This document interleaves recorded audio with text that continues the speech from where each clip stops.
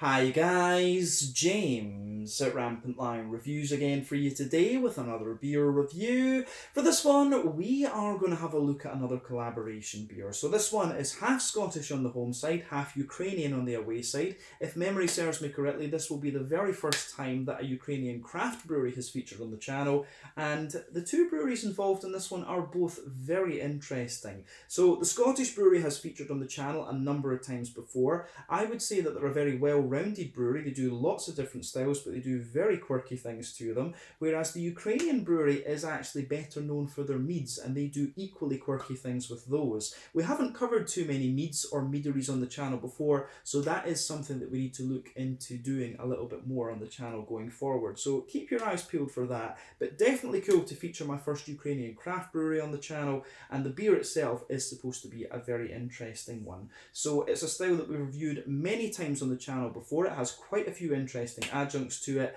and it does have quirks to it that are quite befitting both breweries, I would say, actually, from what I've read about them. So needless to say, I'm very curious to see what this one is going to have in store for us. Hopefully it's another good beer. Hopefully it makes for an interesting review, and as always, I hope that you guys enjoy my take on this one as well. So yeah, for the home side of things then, we are going to return to the motherland of Scotland. We're going to go to Glasgow in the west, and we're going to have a look at another beer from the wonderful Up Front Brewing. So this particular beer is called Volodymyr.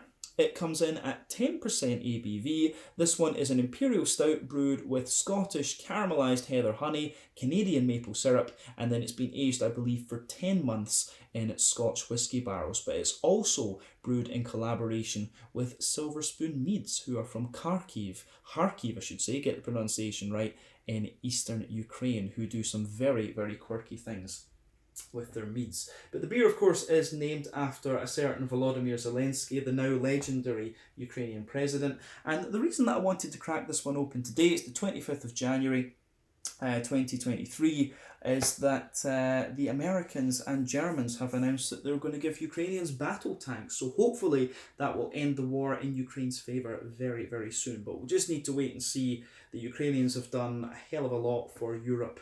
So yeah, I thought it was nice to kind of open this beer up and kind of toast that, and hopefully we'll see an end to the war as soon as possible. So yeah, Slava Ukraina, we have to say that. Fuck Putin. We'll say that quite clearly. I honestly don't care. Fuck that guy. But yeah, let's do this one and toast to the Ukrainians for what they're doing for Europe with this beer. So anyway, let's crack on with this one then and see what the beer is going to have in store for us. The Volodymyr Imperial Stout at 10% ABV from Up Front Brewing in Glasgow in Scotland, in collaboration with Silver Spoon Meads from Kharkiv in eastern Ukraine. So, as always with our reviews then, I'll tell you a little bit about the breweries involved here before we taste the beer. If you want to get straight to the tasting though, just fast forward. All the usual links are in the video description below. That's the brewery websites, the link to my other reviews that I've done from Up Front Brewing, and my future reviews that I'll do from Silver Spoon Meads. Hopefully we can feature more from these guys at some point in the near future, but there's all the usual social media down there. If you want to see more reviews, do please consider subscribing to the channel. The support you give is massively appreciated, and remember, you can go into the channel homepage and search for beer using the geography tagging system. Just go up to the search bar, put in your hometown, state, county, prefecture, whatever you like in there, and if I've reviewed beers from your local area, they should pop up. Failing that, of course, they will. You can check out the playlist of beers from different countries. You'll find this one both in the Scottish playlist, and I will make a Ukrainian playlist as well to feature the Ukrainian breweries on the channel going forward. But yeah, let's go on to my brewery notes then, and we'll talk about the two breweries here. We'll start off with Up Front Brewing, of course, though, since they are the home brewery in this instance. So, Up Front Brewing, as I've mentioned to you already, are a gypsy brewery based in Glasgow in the west of Scotland, and the company was founded by Jake Griffin, who has a background in neuroscience and biomedicine. He actually holds a PhD in neuroscience, but he started brewing in his kitchen while he was at university, and then he took his first job at Fine Ales in the west of Scotland, and then went on to work as the head brewer for Drygate in Glasgow from 2014 until 2017. But in 2015, he formed Up Front Brewing as a side project, and he began brewing some of his beers in the Drygate Brewery while he was still working there. But apparently, one of the really interesting things about this brewery is that Jake also had some Banksy artwork that he bought as a student, and he used this as collateral with Scott Williams to get his project off the ground. But apparently, he managed to get some of his beers, the artwork for his beers done early on by Stanley Donwood, who has done the artwork for Radiohead. And this artwork on this beer is also an example of that. So he is still doing a number of the different artworks for Up Front Brewing, which is pretty cool. But Jake continues to operate Up Front Brewery as a gypsy brewery, and most of the beers are currently brewed at 71 Brewing in Dundee, but he has also brewed a number of them at Overtone in Glasgow as well. As of January 2023, when I'm filming this review for you, these guys have produced around 30 different kinds of beer, and I would say that they are best known for being quite an all-rounded brewery, but they do a lot of different styles. Probably their most famous beer is the Das Ist Techno 6, which is a lovely sour beer, actually, one that I would highly recommend that you check out. If I remember correctly, that one is a Gose, but yeah, lovely beer, and the most easy one to find from Up Front Brewing. So have a go at it and see what you think. I believe that might have been 2 or 3 reviews ago from Up Front Brewing that we took a look at that one. But like I say, these guys are a very well respected brewery in Scotland these days, and one that I would highly recommend that you check out. So yeah, that's everything to tell you about these guys. If you want to learn more about Up Front Brewing, you can check out the brewery website, you can follow them on the usual social media, Facebook and Instagram, or you can check out the Untappd page to learn a little bit more about all of the different beers that these guys have done.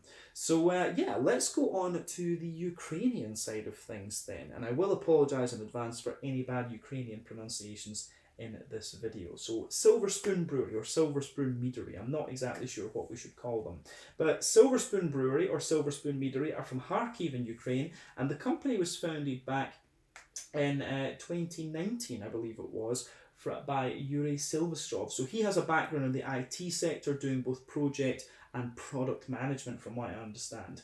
But he started out as a home brewer and brewed his first beer on his stove back in January of 2018, and he continued to experiment with different kind of styles and just gradually scaled up his brewing. But he was brewing in his apartment and decided quite quickly that he wanted to go commercial, either as a gypsy brewer or as a contract brewer, and so he registered the company officially. So in 2019 he produced his first brewery brewed beer, which was the Prombrero IPA, which was part of a 4 brewery collaboration with Kharkivska Zernova Pivovaria, which translates into English as the Kharkivian, apologies if that's wrong, Grain Brewery. And this was also including Rangers and Gremlin Brew. But he also started to experiment with meads around this time as well, and also roasting coffee. But during this year, he attended a number of different beer festivals, and this really helped to get the name of Silver Spoon Meads out there across Ukraine.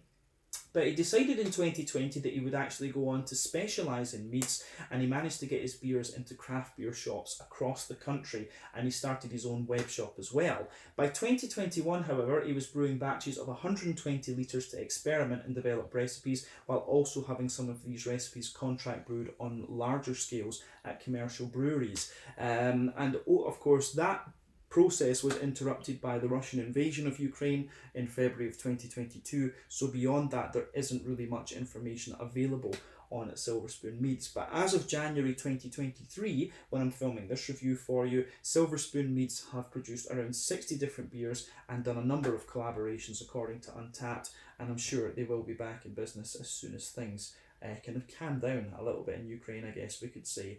But yeah, of course, the last year or so has been filled with different collaborations involving these guys, which is great to see. So yeah, we'll keep our fingers crossed for them going forward. But that is all I can really tell you about Silver Spoon Meads or Silver Spoon Brewery going forward. Hopefully we can feature a few of their own beers on the channel as solo reviews going forward. It would be awesome to feature some Ukrainian breweries for you here on a Rampant Lion Reviews. But yeah, that is all I can really tell you about Silver Spoon Meads, as I said. If you want to learn more, you can check out the brewery website. You can follow them on Facebook and Instagram to keep up to date with all the latest goings on, and you can check out the Untappd page to learn more about all the different beers and meads that they've done. I think they're only, as I say, they're only really focusing on meads these days, but a number of their collaboration brews are regular beers. So yeah, let's crack on then and have a wee look at this beer and see what it's all about. So yeah, the artwork on this one, of course, is done by the legendary Stanley Donwood. I do like that. You can see this guy here just keeping away everything, which is obviously a symbol of what Volodymyr Zelensky and the Ukrainians have been able to do. They've just done, a terrific job when it comes to the war in Ukraine. Nobody really thought they would be able to do as much as they have, so everyone's kind of in awe of that. But it says on the side here, brewed in collaboration with Silver Spoon Meads, Kharkiv, Ukraine, a whiskey barrel-aged braggot, brochet, Acerin mead inspired Imperial Stout. So kind of interesting. We've only reviewed one or two braggots on the channel before. I think the last one I had was actually from Närke Kulturbryggeri here in Sweden. But it says on the side here, a sweet, complex and truly unique mead inspired Imperial Stout with caramelised Scottish heather honey and pre-Canadian maple syrup, aged for 4 months in Scotch Whisky Barrels. Sorry, I think I said it was 10 months earlier, so I told you lies. From the sales of each can, £1 British will be donated to the Disasters Emergencies Committee to support the humanitarian crisis in Ukraine. And from what I understand as well, the Nordic importer of this beer is also donating their profits to one of the various organisations that are helping Ukraine these days. So yeah, this is pretty nice. So as I say, hail Zelensky, long live Volodymyr. That's awesome, and Slava Ukraina. So yeah, 440ml can, this one. I honestly can't remember what I actually paid for this beer. I want to say it was about 70 or 80 Swedish kroner, so that is about €8. That will be about $9 American, somewhere in the region of £7 sterling. But honestly, would have bought this one anyway, so don't really care about the price of it. So yeah, 10% Imperial Stout with this one, with Scottish caramelised heather honey and Canadian maple syrup, and aged for 4 months in Scotch Whisky Barrels. Let's get this guy out, we'll get on with the tasting and see what it's all about. So this will be pretty awesome. That does look pretty good, I have to say.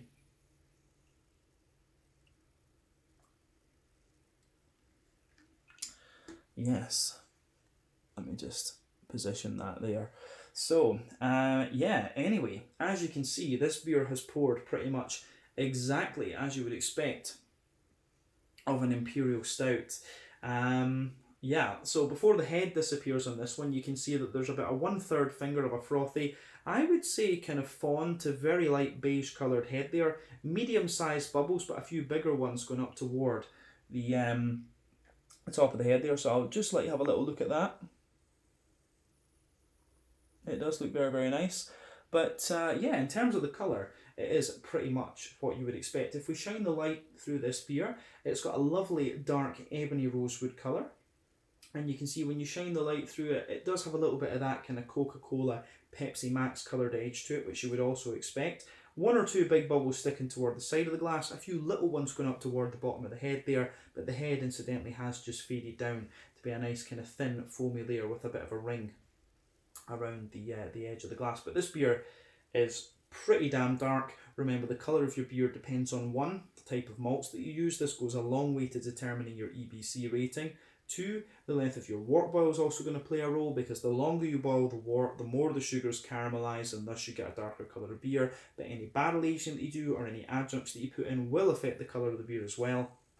But when it comes to Imperial Stouts, it's quite difficult because of the presence of like black malt or special beer or whatever to really influence the colour of these. I mean, the heather honey and the maple syrup that are in here, and even the Scotch Whisky Barrels, I don't see those influencing the colour of this beer all that much. But as I say, in terms of what you would expect appearance wise from an Imperial Stout, there is not a lot surprising about this beer from that perspective. So yeah, this looks pretty good. I have to say, nothing unsurprising about it when you consider, or nothing surprising about it I should say, brain isn't working, nothing surprising about it when you consider that it is an Imperial Stout. So let's have a wee look at the aroma of this one then and see what we have. Looking forward to this. Oh yeah, okay. So I'm going to say straight away, the aroma of this beer is actually very subtle, to be honest with you. There's nothing surprising about it when you consider that it is an Imperial Stout, and it's not overly sweet, but it's just quite a mild aroma, to be honest with you. But I'm pretty sure we've had this with Up Front Brewing's beers before. They've always been quite humble, I guess we could say, when it comes to their aromas. But yeah, this does smell very nice. I would guess that this, when it comes to the barrel aging in this one, I would guess that this is aged in something, maybe, I've got a feeling it just might be aged in Speyside casks. It's definitely not Isla casks. It doesn't smell smoky enough to be that. It could be something along the lines of like one of the Campbelltown whiskies or one of the Speyside whiskies. It's aged in the barrels of something that is really quite smooth and kind of sweeter leaning, I would say, in terms of Scotch. You know, I'm quite familiar with the Speyside whiskies, just having studied in Aberdeen. You know, it was always nice to try different things from there. But yeah, you can smell from this one, the barrel aging is definitely a smoother Scottish whisky. And I would say that overall, this is a stout that is quite old school and sort of RIS leaning stylistically, but it really has a good bit of sweetness to it. So let's just try and break that aroma down and describe it for you a wee bit more in depth and see what's going on. So, as I say, backbone of this beer, you've got that lovely kind of smooth, slightly drier European oak to this one, which I do really quite like. So yeah, lovely smooth, kind of slightly drier European oak. There are little hints of vanilla coming out of this one in there, and you can smell a little bit of that Scotch whisky note coming out of the beer too. And for me, it's actually quite a, as I say, it's got quite a smooth and sweet character to it, the whisky, but it also has a little bit of a brighter kind of floral characteristic as well. So that's pretty interesting for me, actually. I'm still trying to learn what's going on with whisky, of course. In the Bishop's Arms, in Gustav Adolph's Torrey and Malmo, we've got a shitload of whiskies. So still learning my way through distilleries and stuff like that at the moment. But this one strikes me as being more smooth and brown sugary leaning and having a little bit of floral character to it. But of course, this is all within the base layer of this beer with the wood. So that's quite interesting. Above that though, you can smell the nice, you can smell the kind of woody, you can smell the more kind of malty characteristics of the beer, a lovely kind of roasty, toasty, well-fired bread crusty character coming out of this one. There's a little bit of that there, but I would say it's got a little bit of smoothness. Some lovely almost kind of rye bready, wholemeal brown bready characteristics in there as well. But a good little bit of chocolate for me as well. A bit of milky chocolate for sure. You know, sort of 40-ish% cocoa chocolate, not too sweet, but still. So a little bit of 40% kind of cocoa chocolate, but also maybe a kind of 60-70% cocoa chocolate coming out of this one as well. But you also have, you've also got a lot of brown sugar to this one, which to be honest you would kind of expect when you've got maple syrup and heather honey in there. So you can smell the kind of sweetness, you can smell the kind of base sweetness of the maple syrup to this one, but you can also smell the slight spiciness and kind of honeycomb character of the Scottish heather honey as well.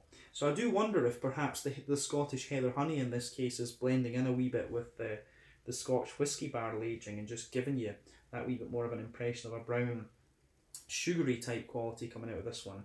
But of course, one of the really famous craft beers in Scotland, the Freya Heather Ale from Williams Brothers, that is you know, that's one that it kind of reminds me of that in this particular beer. So heather honey is something that I am pretty familiar with. But aroma wise, I would say the beer itself is actually quite straight shooting in terms of its malty aroma, but you have got a few different layers to it, but it's not quite as complex as I thought it was going to be. It does lean a little bit more toward the adjuncty side of things, but I think this beer will show a good little bit more depth in the actual flavour when we taste it. So just keep that in mind when you're actually smelling this beer and figuring out what's going on. But there are wee elements of like chocolate brownie in there, as we've said.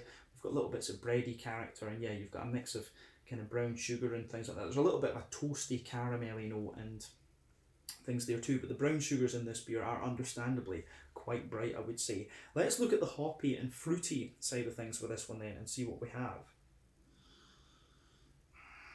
For me, the hoppy side of this beer, there's not too much going on with this one. It does have a little bit of a green component to it. There's a little bit of a kind of floral character as well, but you've got a wee touch of earthiness, a little bit of herbal quality, but for me the green component really leans toward a more kind of grassy character rather than anything else. So yeah, few wee interesting things going on with this beer, I have to say. Yeah, a little bit of earthiness, herbal, but then mainly a little bit of floral character, some nice bright grassy notes. And then when it comes to the fruity side of the beer, it's actually quite sharp, this one. It's kind of interesting. For me, there's a little touch of a kind of cakey note in this one. There's a little touch of a phenol type quality to the beer. I'm curious to see whether that comes out in the flavour.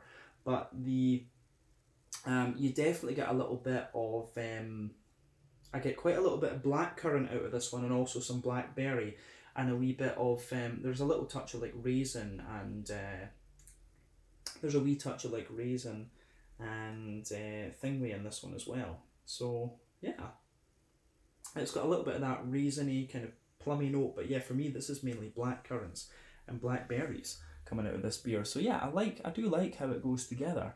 Yeah, aroma wise, quite an interesting beer, this one. So we'll just need to have a taste of it and see what's going on. But the more that I smell of this one, the sweeter it gets. Let's put the rest of the beer into the glass and see what it's going to do for us. So yeah, this one is the Volodymyr, a 10% Imperial Stout with Scottish heather honey, Canadian maple syrup, and then aged for 4 months in Scotch Whisky Barrels from Up Front Brewing, a gypsy brewery in Glasgow, and Silver Spoon Meads from Kharkiv in Ukraine. Slava Ukraine, Slava Zelensky.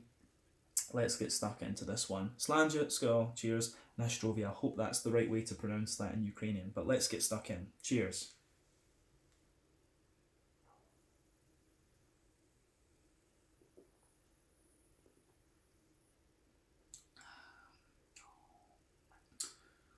Yeah, I'm going to say that is very, very nice. First impression of it is, it's actually very light for an Imperial Stout, but it's got a lovely depth to it, this one. It's interesting that this is one of these beers where the flavour itself has a lot more depth than the aroma does, so just keep that in mind when you try this beer.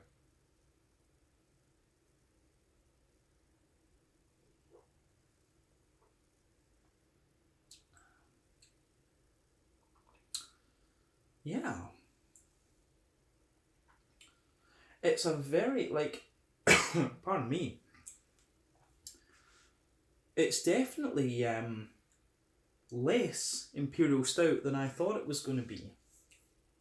This one, I think, was, I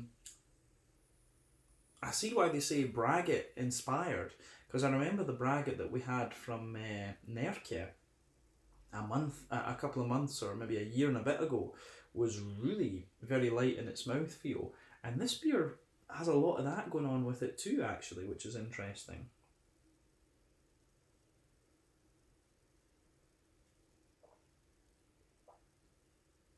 But like I say,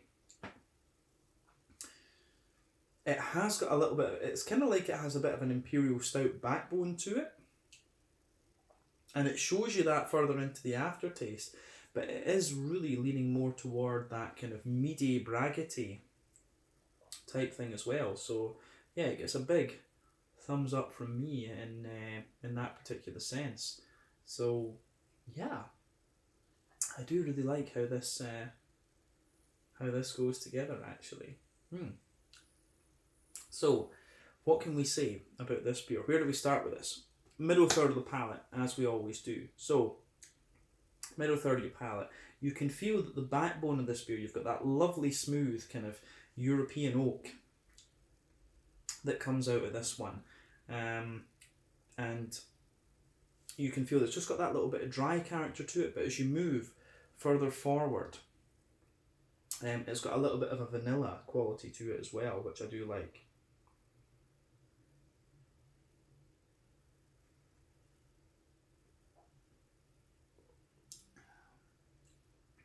So yeah, smooth wood, a little bit of vanilla in there.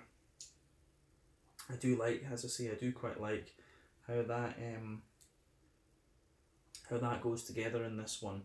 So yeah, above the wood you can feel the sort of whiskey spirit in this one. Like I said, for me the whiskey spirit, it is quite a sweet whiskey, which makes me think it's kind of more Speyside, but it does have a little bit of a kind of floral character to it as well. It's got a little bit of an aromatic-y note to it. It's very, of course, it's nigh impossible to figure out what cask or what distillery the cask would come from for this, but yeah, as I say, for me it's quite a sweet whiskey that has a little bit of aromatic character to it as well. That's what really comes out of this one for me, actually. But above the whiskey level, you start to get some of the roasty, toasty, well-fired black malt that you would expect of the Imperial Stout side of this beer. But like I say, the thing you'll find with this beer is that it's, in terms of its mouthfeel, it's very, very light for an Imperial Stout, which is quite interesting.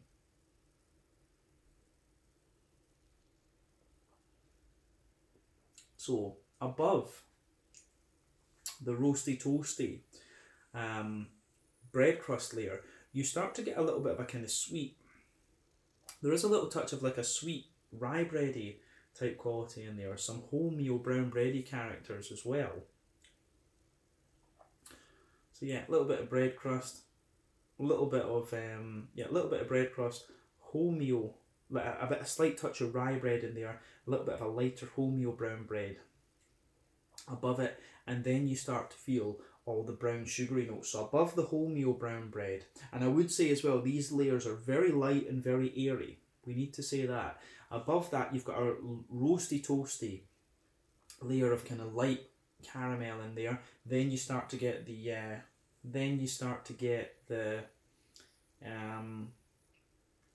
Canadian maple syrup out of this one. I think the Canadian maple syrup kind of forms the base, if you like, and then you've got the heather honey sitting on top of that, and the heather really gives the honey just that little bit of spice.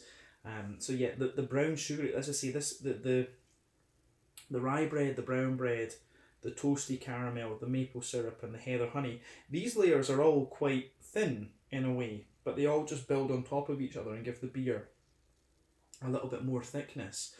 But definitely one of the lighter Imperial Stouts I've come across in terms of mouthfeel in recent times. Above all of that though, in the middle third of your palate, right in the dead centre of your palate, you get this little circle there, and that's where the booziness comes out of the beer. We can't forget that this one is 10%, so it has got a little bit of kick to it.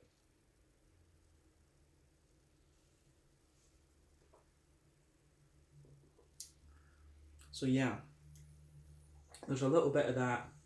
You've got a wee touch of a kind of caramelised, leathery caramel in the middle of your palate there, and a wee touch of biscuity character going out toward the edges of your palate on top of that.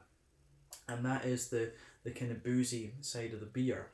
One thing I would say that maybe I've missed a little bit when I've talked about the brown sugar layers, perhaps under the roasty toasty brown sugary layer, there's a little bit of a kind of dry chocolatey note to this one. So you can feel underneath that brown sugar layer, at the back of that middle third of your palate, there's a little bit of a toasty, dry, cocoa nibby chocolate. But as you move further forward, you start to get a more you definitely start to get a little bit of a more you get a little bit of a lighter kind of how would we say, you get a little bit of a more kind of milky chocolate note out of this one, so sort of 30-40% cocoa chocolate coming out there. So yeah, I do like how that goes together in this one. So yeah, the chocolatey layer, just that comes out a wee bit more the further into the aftertaste you go, when you get the dryness out of the flavour too. But I think we've said everything we really need to about the middle third of the palate in this beer. So let's focus on the back third of the palate. The middle third, of course, is where the vast majority of the complexity in the beer is. But yeah, back third of your palate then. So border region between middle and back third of your palate, you get a little bit of a bready build up in there. It's got a little bit of a kind of chocolate muffiny type consistency to it. You do get a little bit of that bready, chocolatey muffin type quality coming out of this one, which I like.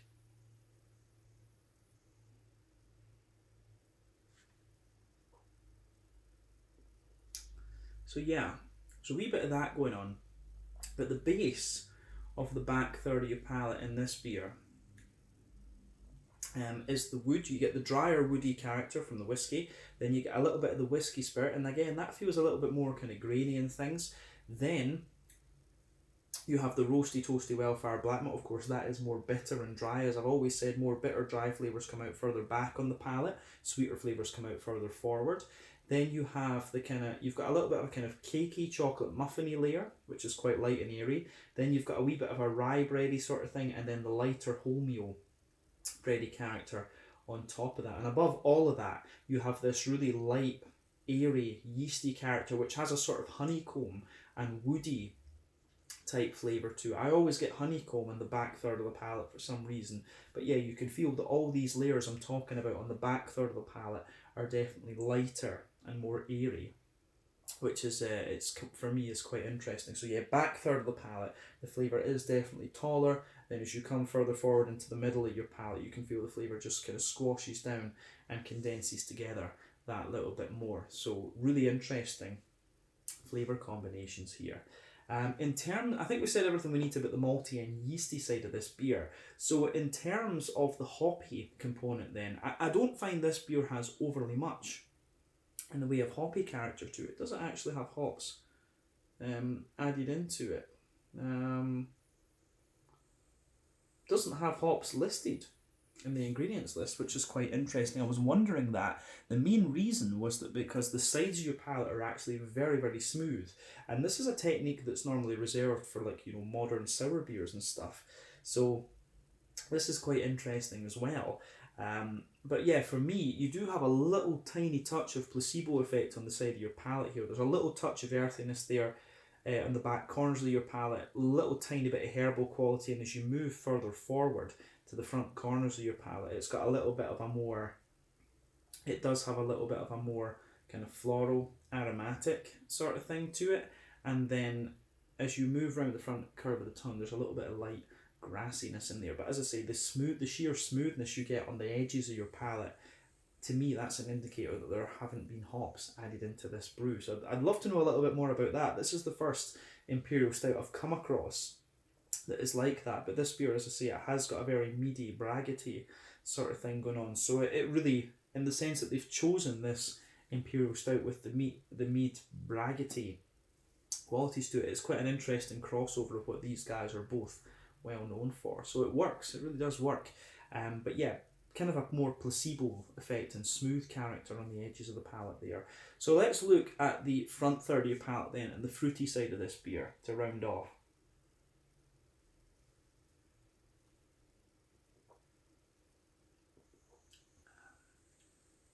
So yeah, the border region between front third and middle third of your palate, you get a little bit of bready build up in there, which is quite interesting. So yeah, a little bit of bready, maybe a little bit of a chocolate muffiny type quality, but the base of that, front third of your palate is definitely, you get the smooth European oak in there, a little bit of the whiskey spirit, and then you do just get a little bit of a smooth kind of bready character in there as well, like a little bit more rye bready note, and above that you get that nice oily bubble where the juicy fruity esters kind of roll their way out of the beer. And it's quite interesting, at the back of that front third of your palate there's a lovely kind of honeycomb note to this one, which is obviously the kind of braggot character. It's got a little, you get a bit of the heather honey and a little bit of the Canadian maple syrup. But yeah, I do like that out of this one.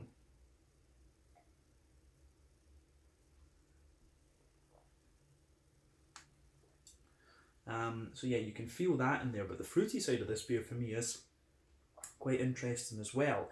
So at the back of that front third of your palate, it has this kind of slightly datey and sultana type quality to it there. So you've got a bit of that going on, but as you move further forward into the middle of the front third of your palate, It's got a little touch of a, to me, the base of that front half of the front third of your palate is more blackcurranty, and you've got a bit of a blackberry type quality sitting on top of that. So yeah, back half of the front third of your palate for me is dates and sultanas, and the front half is more black currants and kind of blackberry character that's coming out of that. So yeah, interesting. Really is interesting how that goes together in this beer. So for me, yeah, it gets a big thumbs up actually. Yeah, really interesting beer, this one. Very much a cross between the Braggot and the Imperial Stout, which of course was their intention. But I've never quite reviewed a beer like this one, I have to say. And this kind of goes to show you what Up Front Brewing are all about. They like to do very, very quirky things with the beers they're producing. So yeah, I think we can round off this review with a wee look at the mouthfeel, which we have kind of mentioned quite a few times throughout this video.